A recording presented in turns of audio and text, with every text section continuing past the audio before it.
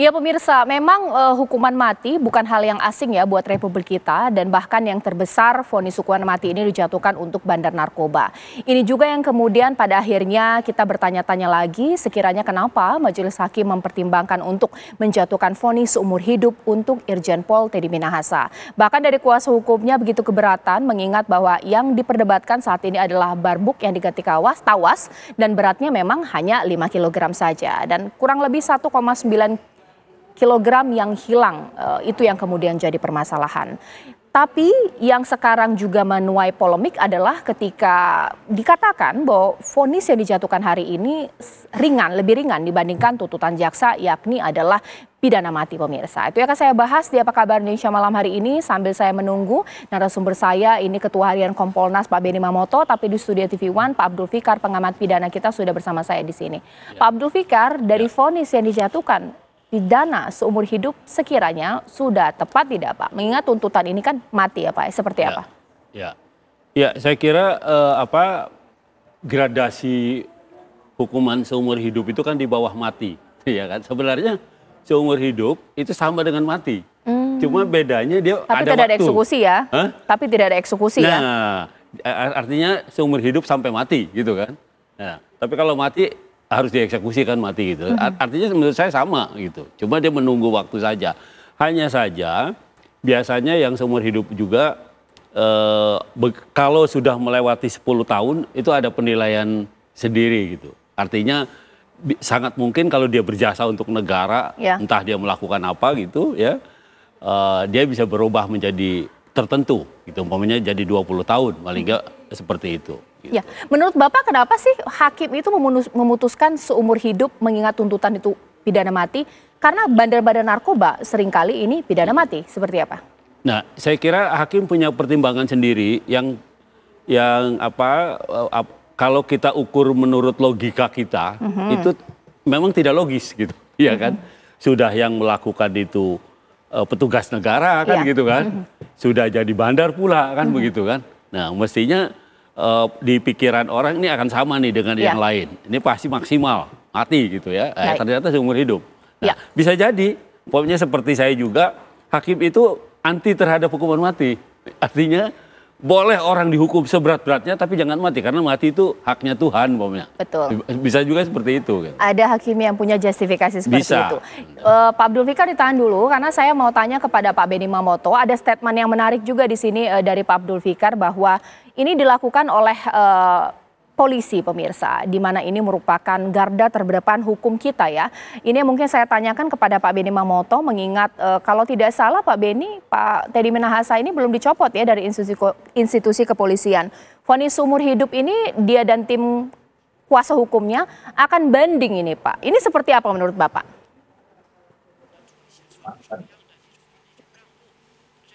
Pak Benny? Pak Benny? Baik, sambil saya menunggu komunikasi saya ke Pak Benny, mungkin pertanyaannya saya tanyakan saja kepada Pak Abdul Fikar. Memang hak untuk setiap orang untuk mengajukan banding. Tapi menurut hemat Pak Abdul Fikar, punya kans yang besar tidak sih diterima bandingnya? Gini, hukuman yang maksimal ya seumur hidup atau mati itu sebenarnya dia mengajukan banding atau tidak banding itu biasanya jalan sendiri itu perkara, ya. Jadi naik sendiri karena apa? Karena ada kekhawatiran, terutama hukuman mati. Kalau hukuman mati itu otomatis dia naik sendiri itu banding sendiri, ya. Karena apa? Karena itu tadi bisa jadi pertimbangan hakim tingkat pertama itu ada kekeliruan, gitu. Nah sehingga ini kan menyangkut nyawa orang, itu tidak main-main gitu. Sehingga umpamanya demi hukum perkaranya tuh jalan sendiri gitu, jadi banding gitu. Nah saya kira juga dengan seumur hidup kan juga sama dengan mati, cuma ada waktu gitu ya, ada waktu panjang sampai mati gitu. Ditahan dulu Pak Abdul Fikar. Sekarang saya akan hadirkan data kepada Anda pemirsa untuk melihat ini gambaran singkat mengenai perjalanan kasus pemirsa. Seperti kita ketahui bahwa di 2 Februari tepatnya Teddy Minahasa didakwa terlibat peredaran narkoba. Ia juga menyampaikan eksepsi atas dakwaan jaksa pemirsa. Kemudian di 6 Februari, JPU menanggapi eksepsi Teddy dan kemudian meminta majelis hakim menolak seluruh eksepsi dari Teddy Minahasa.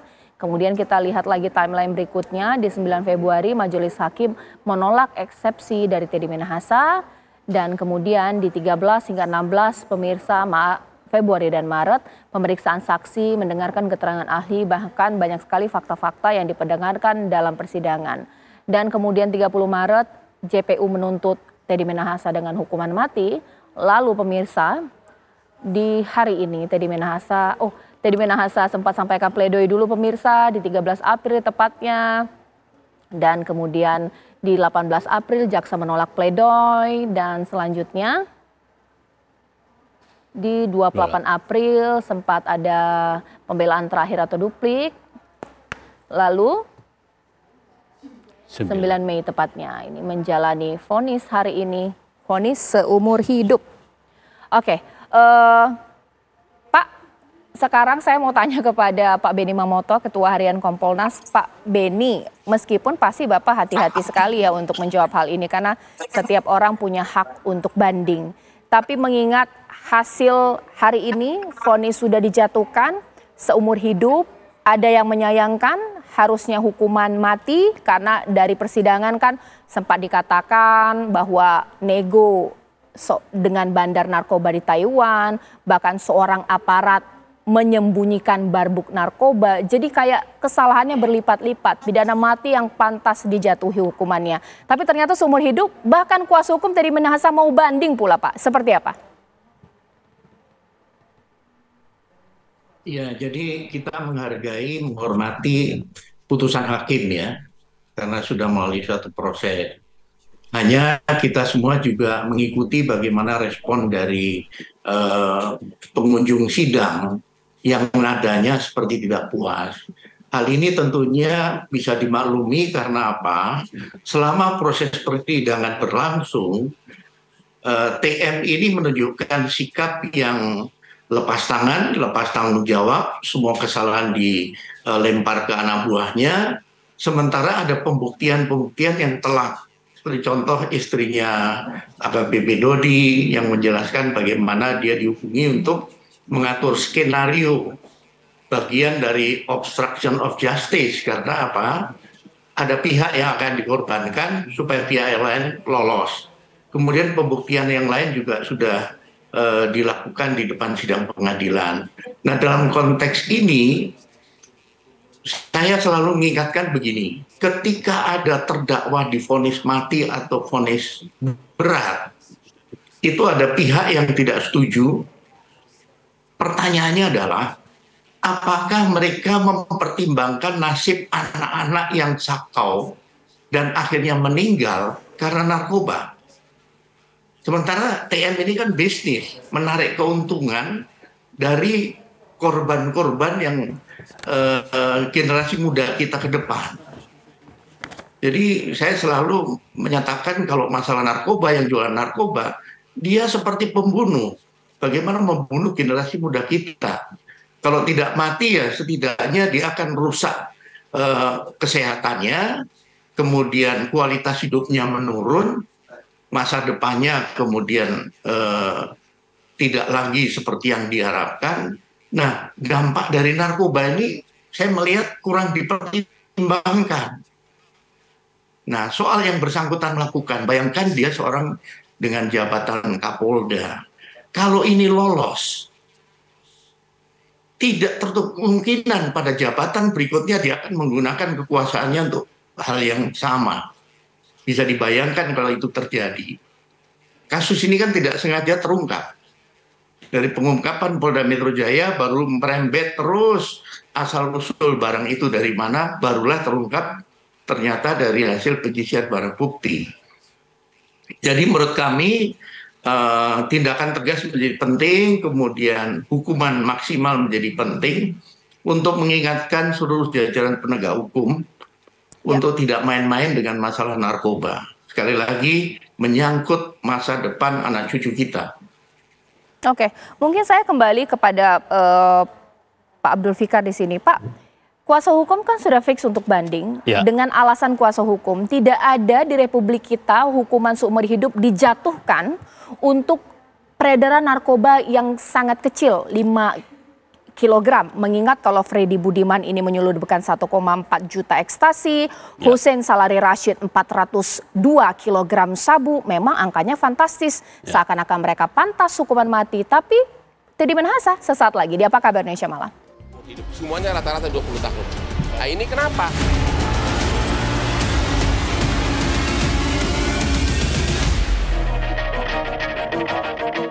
Malam hari ini saya berupaya mengundang pemirsa kuasa hukum dari Teddy Minahasa, yakni Hotman Paris, tapi tidak bisa bergabung bersama saya di sini. Mungkin menyambung logika dari kuasa hukum, Pak Abdul Fikar. Tidak ada Republik kita yang cuman karena barang buktinya 5 kg divonis seumur hidup. Karena memang hukuman mati bahkan mungkin lebih berat untuk bandar narkoba, barbuknya nggak main-main, 1,4 juta ekstasi, ratusan kilogram sabu.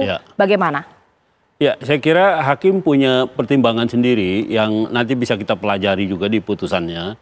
Tetapi yang pasti tindak pidana narkotika ini kan memang menjadi prioritas penghukuman kelihatannya. Ya, di dalam dunia peradilan kita, selain ya mungkin pembunuhan itu sudah menjadi biasa, tetapi begitu masuk ke narkotika sepertinya ini mendapat perhatian yang begitu besar gitu.